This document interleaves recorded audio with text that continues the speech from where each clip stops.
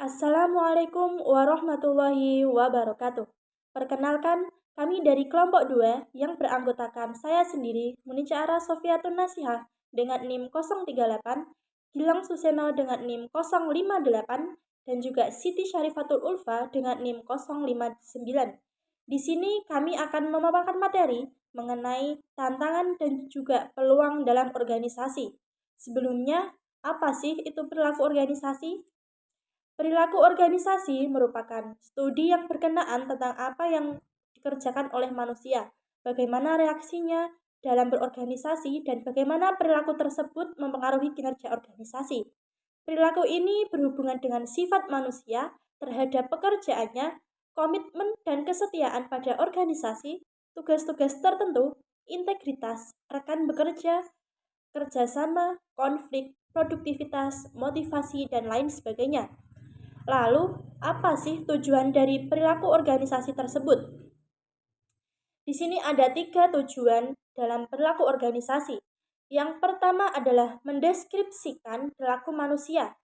Tujuan ini mempelajari studi perilaku keorganisasian di mana kita bisa mengenali, mendiagnosa, dan menjelaskan kejadian-kejadian secara teratur dan prediktabel terjadi dalam sebuah organisasi.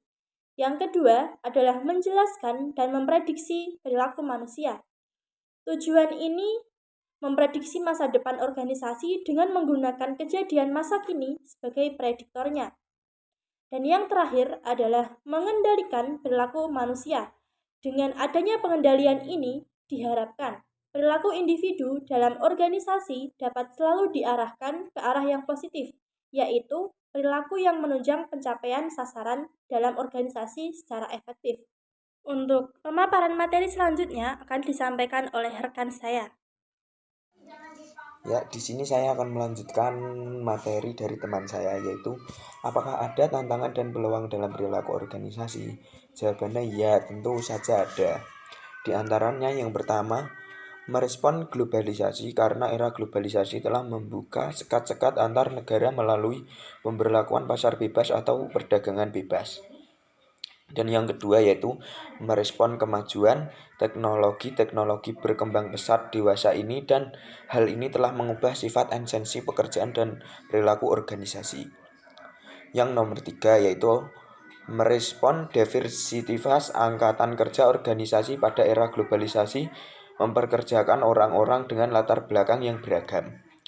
Dan yang nomor 4, merespon tekanan ekonomi. Kondisi ekonomi yang buruk seperti inflasi yang tinggi dapat membuat karyawan menjadi stres, frustasi, tidak bahagia dalam melakukan pekerjaannya.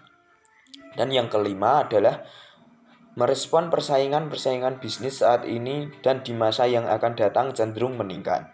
Dan yang terakhir nomor 6 adalah merespon tuntutan konsumen atau pelanggan merupakan pengguna dari barang atau jasa yang ditawarkan organisasi.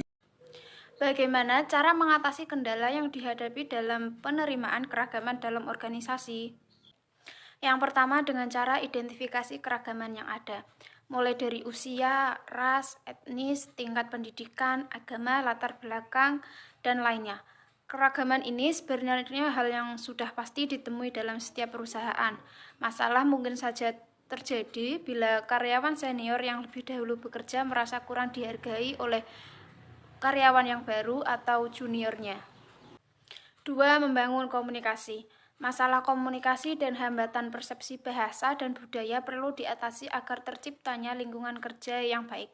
Bila komunikasi di lingkungan kerja berjalan baik, maka pemimpin dapat dengan mudah menyampaikan instruksi, informasi, dan melakukan evaluasi hasil kerja.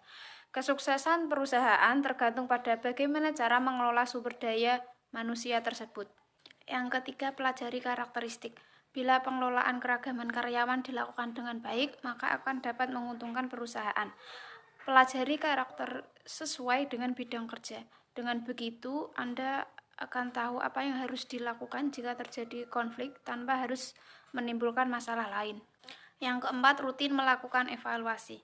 Untuk menangkal resistensi perubahan, sebisa mungkin libatkanlah setiap karyawan untuk merumuskan evaluasi keragaman. Gunakan hasil evaluasi tersebut untuk membangun kesuksesan perusahaan dengan keberagaman tersebut. Yang kelima, sistem rekrutmen terbuka. Sistem rekrutmen terbuka atau yang biasa disebut Equal Employment Opportunity akan menciptakan kesetaraan, sehingga tidak adanya perbedaan golongan dalam menentukan keputusan rekrutmen tenaga kerja. Equal Employment Opportunity akan membantu perusahaan dalam melakukan penilaian berdasarkan kualifikasi kandidat, wawancara, kompetensi, standar kelulusan, dan penilaian kerja lainnya. Selanjutnya, manfaat penggunaan keragaman dalam organisasi. Yang pertama, akses perubahan pasar. Yang kedua, transformasi bisnis dalam skala besar.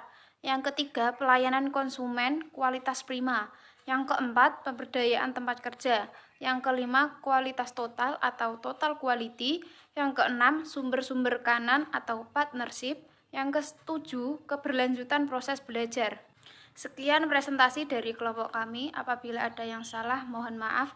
Wassalamualaikum warahmatullahi wabarakatuh.